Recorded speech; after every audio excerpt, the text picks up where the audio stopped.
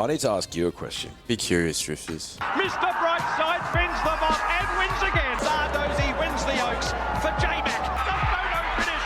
Mr. Brightside or Romantic Warrior. The mare's going, great guns, Fangirl. Look at her go, Fangirl. Imperatrice has got her. And raced on by Imperatrice by a length. Overpass, more Baker's Delight in Perth. Radina just won it, I'd say. Tom Kedden won the spring champion in a cakewalk. Without a fight, won the Caulfield Cup. Gee, Without a Fight's just about the only horse that can hold his head up high from that lot. Yeah, look, I think it might be time for for a new intro. I think we might open it up to horses outside of Group 1 winners. Absolutely. Horses we give a big push. Mm-hmm. Personal podcast favourites. Mm-hmm. Yeah, absolutely. Mm-hmm. But I don't think we need to change the music. The melody. The production is on point. It's just the horses. They're the ones letting us down, We just need Matty Hill and Darren Flindell to give it some of their best. Mm-hmm. And they're pretty good at it. Mm-hmm.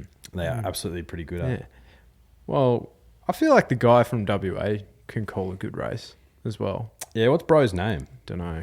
With all due respect. With all due respect. Like, he's very good at what he does. Baker's Delight in Perth, that sort of stuff.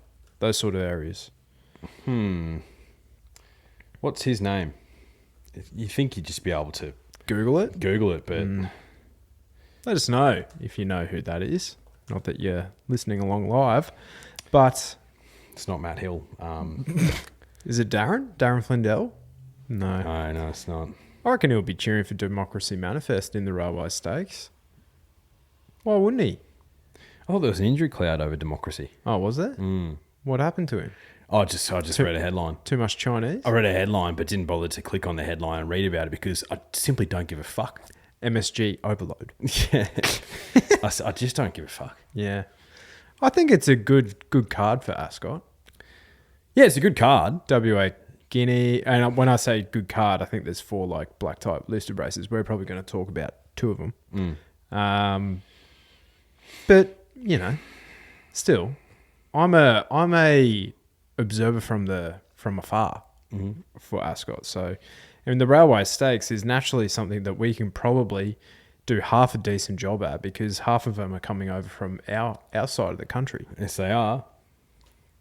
I said on Sunday that I was going to be team locals. There was a horse in here which I wasn't expecting to be here. So I've gone team East Coast for the Railway Stakes. Have you? Yeah. Well, I thought a lot of these horses you were expecting to be here. I didn't think Sox Nation would be here. Nah, nor did I, and that's the one I'm with. Yeah. She's an enormous price. Big price. Ran super in the Empire Rose. What, 1.5 lengths behind a Tissue? I thought she would be right up to this. Barrier 17, I was really hoping for a good draw. So was I. I like that she's third up. She had some residual winter fitness, stays at the mile. The way that she finished off at Flemington in the Empire Rose, I really liked. And this is one of those races where you forget that it is a handicap for me. Like, every year it rolls around, I'm like, oh, that's right. Because you got Belle Claire, who's a 7-year-old mare, lugging the top weight. The reason why I'm with Sox Nation is because when Light Infantry Man is $4.40 with the good people at Ned's, like, does he have J-Mac? Does he draw well? Was he super last start? Yeah, absolutely. You know, there's smarter shoppers than me who got the bloody, you know, Black Friday November sales for Light Infantry Man at an enormous price for this race. And I'm like, you know what? If he was $20 to $30 here, absolutely I'd be betting. Yeah. If he was $10 here, I'd be betting. Yeah. But for me, $4.40, it just doesn't get me excited off the back of like his first win in Australia, where the lead up runs to that race were sound without blowing me away. It's like, what's to say that he's going to go over there and go to another level? He very well could. I just don't want to find out at that price. You know what adds to that? The 2 main horses that he beat there into second and third at his last start. Sorry, I'm breaking up. In the Chester Manifold at Flemington. Globe and Ain't No Deal Done. Now, Ain't No Deal Done, big fan of his, but he is a listed to Group 3 kind of 1,800, 2,000 metre horse. And he has had 12 months off, and that was his second run back. Globe, very similar. He had an issue after being tipped out, and I think that was his second run back. So it's like he hasn't really, with all due respect, beaten anything. True. So, and look, there was, I think the deck suited light infantry man at Flemington. If you watch the replay, it took some riding from J-Mac. Like, he had to get into him. Will the Ascot course suit? Will the travel suit? There's a lot of question marks around him. I've got absolutely no doubt that he can win. I just, like, if I'm going to have a bet in a race like this, I'm going to hunt for some value. Yeah. Now, I'm going to give you 4, i.e. a top 4, right? And you can basically box these up and it'll pay anything. Melbourne Cup sort of stuff. Sox Nation's the first one. The second one is Port Lockroy. Finished 6th in the Golden Eagle. Only beaten 2 lengths. That form is good enough here to feature. 53 kilos, barrier 9. Gets a good local jockey on as well. I actually like that for a race like this. Yeah, I think he's really well suited. I think he's been running absolutely out of his skin this prep. So I could see Port Lockroy at $14 in the finish. Any others that really take your interest? From the locals, I like Super Smink. Yeah. She's a consistent galloper. The other one I like, which is an emergency, so Dad gets a run, is at a big price, Younger Lass. I thought she was nice behind Mojo Rhythm last start. Again, she's one of those locals with a good strike rate, gets a good gate. Grant and Alana Williams, you can't doubt them. But no, it's just not overly interesting. Look, I will have a bet on Sox Nation. She's 16-1 at the moment with Neds. That's, what else do you want from us? No. I think the best local winning chance for me, Super Smink was there. The other one was Bustler for me. Won the race last year. He's been third up 3 times in his career. He's won every single start. He didn't win the Lee Steer in the lead up. He got absolutely swamped by Casino 17, who came from nowhere. Won at Pikey's best. But yeah, Bustler, I think that was a nice tune-up run ready for this. I think he could potentially go back-to-back as well. And he's about $16 as well. So yeah, you box all them up, you're getting a result. Juicy. So yeah, that's the Railway Stakes.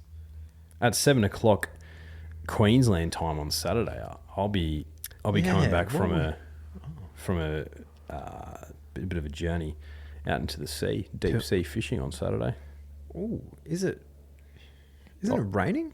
I don't know. It has not stopped raining since that storm after this podcast last Wednesday. It's been frustrating. Look, we're going to be fishing off Rainbow Beach, so past Gympie, about nearly 3 hours north of Brisbane drifters, if you don't know the Queensland geography that well. And looking at the weather, it doesn't look fantastic. It's better. It's more likely to not rain than it is, but there's a chance. Wind-wise, look, the knots are doing something. Yeah, okay. Last time we went out, it was a rocky boat, that's for sure. Yeah, what are you getting? Some whiting, some trevally, some snapper. What are you? Oh, they're the only outside of flathead. I think that's my fish. Some brim. What else? all the above, I'll say. Yeah, no, I'm really looking forward to it.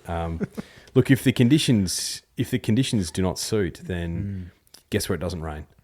The pub. Yeah, it doesn't rain inside the pub. Yeah, you'll meet some characters up there. Oh God, yeah. I'll be surrounded by some characters. BP, Big Red, Sneesby Racing, Wait, just to name a few. hello. That'll be fun. So no doubting we'll be watching this race at some point. 7 p.m. What would I be doing? I know I might be at the gym just knocking out 5K. You don't believe me? No, I believe you. That's Okay. why it's funny. Nah, I'll be, I reckon, knee deep into a zinger box or something. Oh, how good's that? Yeah. All right. let's go to the WA Guineas. Do you think anything is going to knock off this very smart colt September born?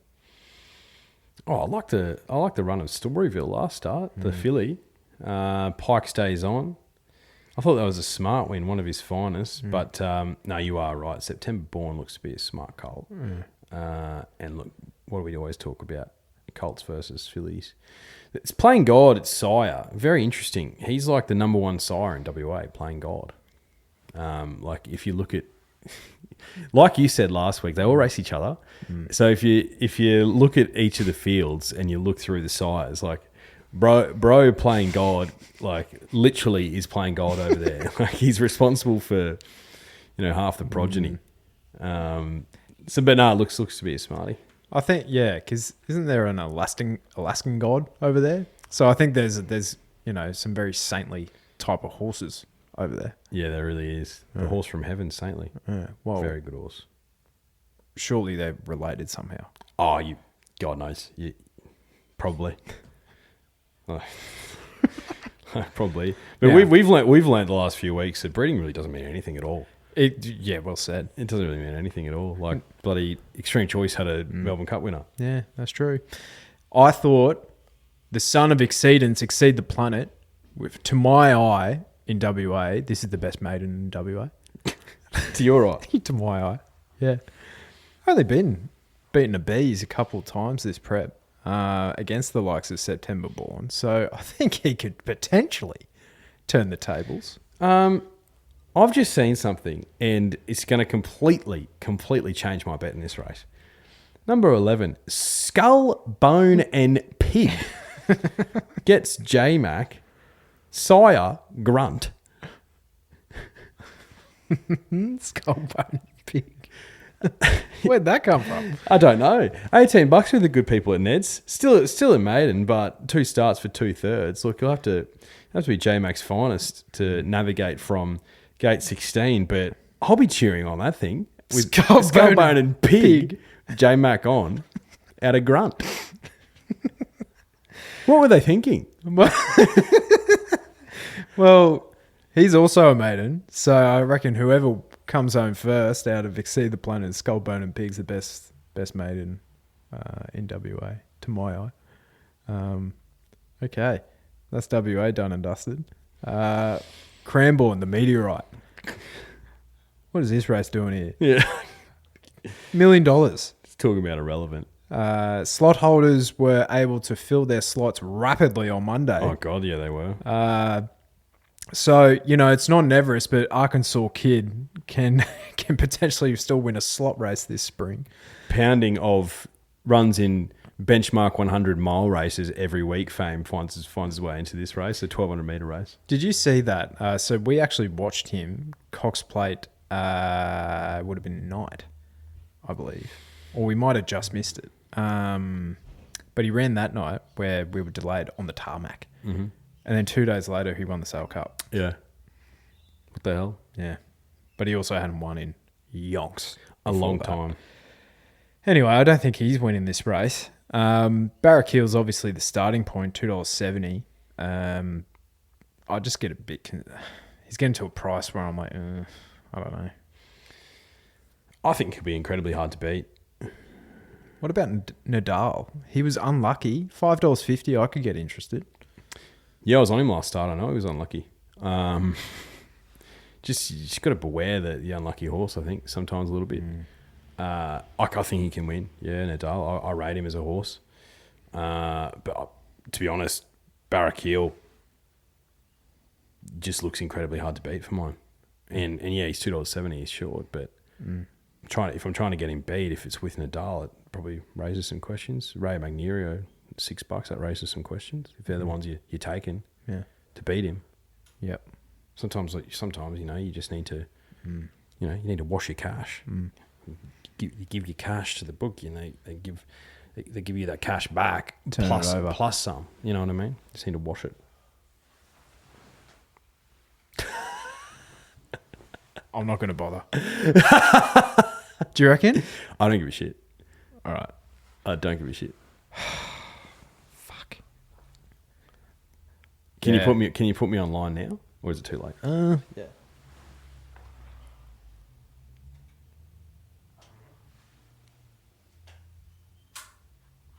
some creative editing is going to happen, Drifters. It's going to be near on impossible to get it. That's right. Don't worry about it.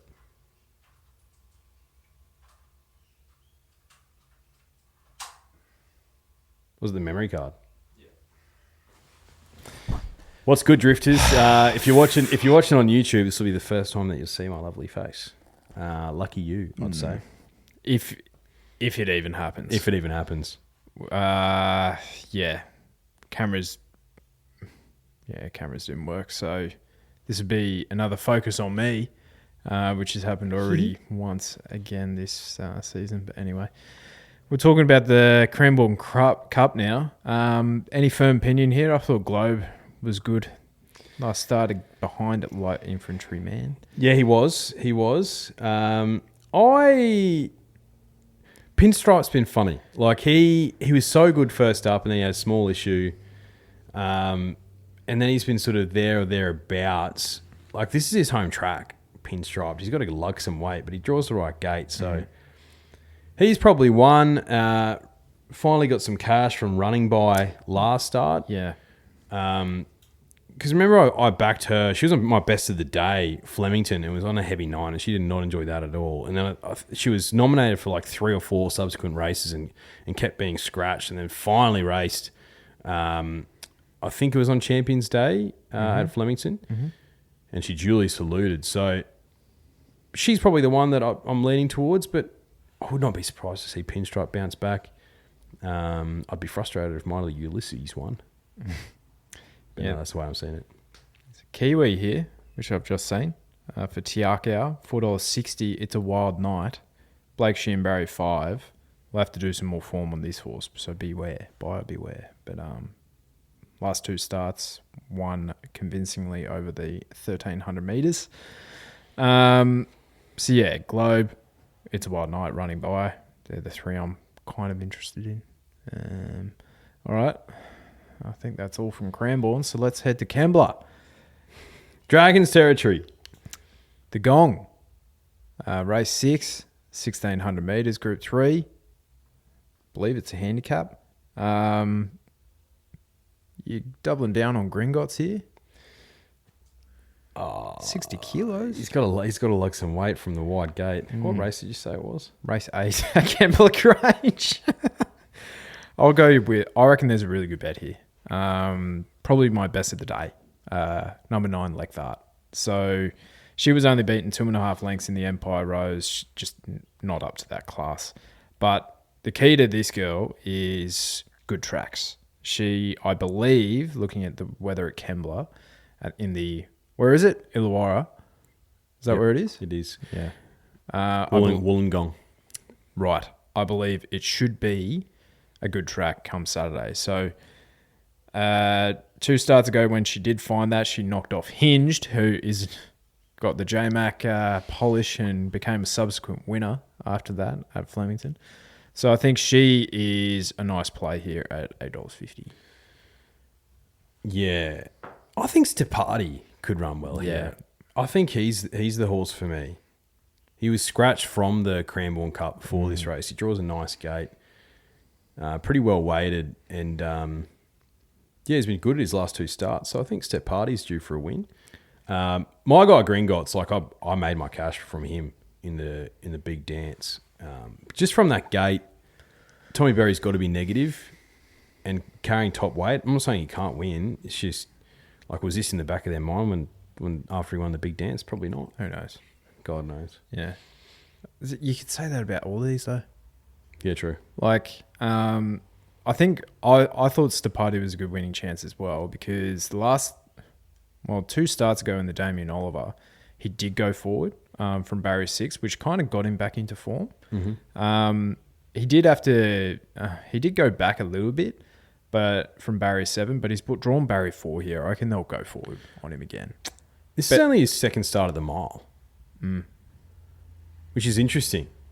Like they clearly, so post him coming 3rd in the Guineas, he goes again at 1,200 metres on Australia Day, runs 3rd there, And then I think he was gelded post that 16-week break. 1,200 metres 6th, 1,400 metres 8th. Stradbroke handicap 13th of over 1,400 metres again. Maybe he was gelded after that, and then resumes at 1,100 8th, 1,200 metres 6th.